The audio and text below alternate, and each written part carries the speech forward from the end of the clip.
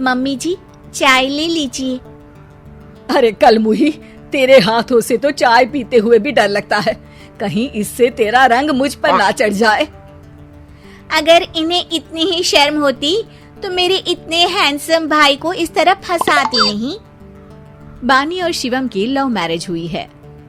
बानी के ससुराल में उसकी ननद और सास हैं, जिन्हें अपने गोरे रंग पर बहुत गुरूर होता है, जिस वजह से वो बानी को सिर्फ उसके सांवले रंग की वजह से नापसंद करती है और हमेशा उसे ताने सुनाती रहती हैं। बानी उनकी सभी जली कटी बातें सुनकर चुपचाप वहाँ से चली जाती है। तुम माँ और छोटी को कुछ बोलती क्यों नहीं? मम्मी जी बड़ी हैं, हर छुटकी ना समझ, इस तरह उन्हें उल्टा जवाब देना सही नहीं। मेरी जिम्मेदारी उनकी सेवा करना है, जो मैं पूरे दिल से हमेशा करती रहूंगी। ऐसा बोलकर बानी रसोई में जाकर रात के खाने की तैयारी करने लगती है।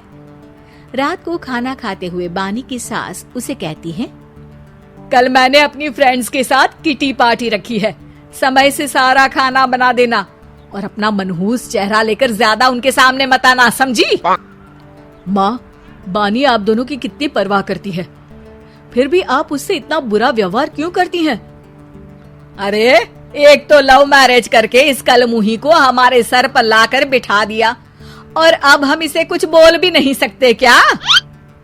भैया तो इनकी तरफदारी करेंगे ही, आखिर इन्होंने पूरी तरह उन्हें अपने वश में जो किया है। जिसे जो करना है करे, बस कल मेरा सारा काम समय पर हो जाना चाहिए। इस पर सब खाना खाकर सोने चले जाते हैं और अगले दिन बानी जल्दी उठकर सास की किटी पार्टी के लिए तैयारियां शुरू कर देती है, जिस पर पार्टी शुरू होने के बाद सास की सहेलियां कहती हैं, अरे वाह री, तेरी बहू ने तो बड़े स्वादिष्ट समोसे बनाए हैं। हाँ भाई, रंग कैसा भी हो, खाना बनाने में बिल्कुल अन्नपूर्णा है। अरे इसकी भी क्या बात करनी, मेरी बेटी से मिलो, इसकी सुंदरता के आगे तो उर्वशी रंभा भी फेल है। उर्वशी रंभा को तो फेल कर देगी, पर क्या अन्नपूर्णा बन पाएगी? अरे इसे काम करने की क्या जरूरत, उसके लिए बानी है तो, और मैं तो इसकी शादी भी किसी नौकर चाकर वाले घर में ही करूंगी। बानी वापस रसोई में चली जाती है और किटी पार्टी चलती रहती है। उसी रात को बानी की सास गुस्से में चिल्लाते हुए अपने कमरे से बाहर निकल कर आती है। हाय रे, चोरी हो गई मेरे पैसे, पक्का पक्का इस कलमुही की वजह से हुआ है ये सब। अरे क्या हुआ माँ, कौन सा आसमान टूट गया? अरे आसमान तो उसी दिन टूट गया था जब तू इस कलमुही से शादी करके इसे घर में ले आया था। खुद तो आई ही, अपने साथ साथ मनहूसियत का काला साया भी मेरे घर ले आई। अरे हुआ क्या माँ? अरे मेरी तिजोरी में रखे पैसे कहीं गायब हो गए, सुबह ही देखा, अरे यहीं रखे थे।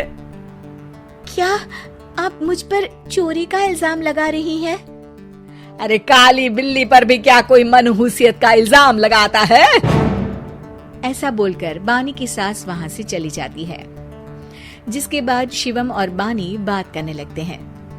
देखो, मम्मी की बात का बुरा मत मानना, वो बस परेशान है ना, इसलिए कुछ भी बोल गई।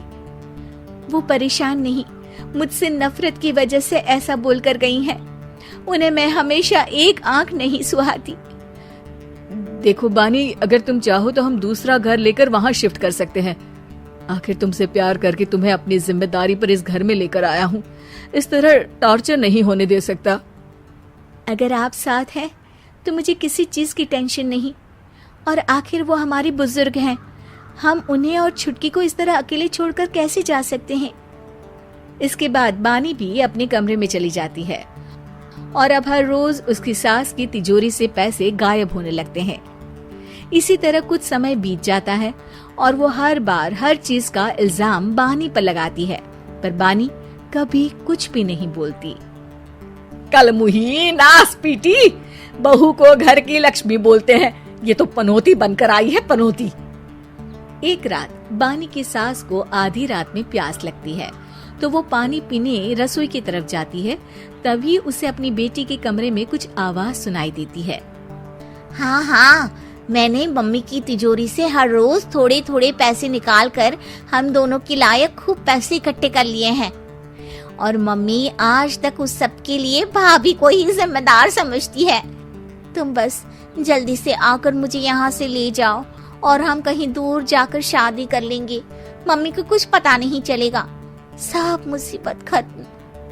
अपनी बेटी की ये सारी बातें सुनकर बानी की सास भौंचक्की रह जाती है और अपने कमरे में वापस चली जाती है।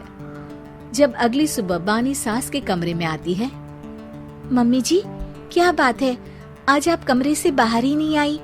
आपकी तबीयत तो ठीक है ना? क्या छुटकी कमरे से बाहर आई या तुम उसके कमरे में गई? नहीं नहीं, क्यों, जाना है क्या? मैं अभी चली जाती हूँ। नहीं, कोई कहीं नहीं जाएगा। इस पर वो बानी को साथ लेकर कमरे से बाहर आती है, जहाँ शिवम भी होता है।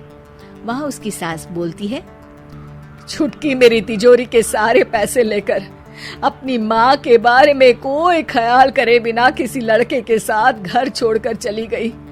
और बहू, तुमने मुझ जैसी सास की सेवा करने के लिए अपने ही पति के साथ दूसरे घर जाने से मना कर दिया। मैंने हमेशा तुम्हारा रंग देखा अच्छा ही नहीं, जो मेरी सबसे बड़ी गलती है। मुझे माफ कर दे बेटा। और इसके बाद बानी की सास कभी अपनी बहू की तारीफ करते थकी नहीं।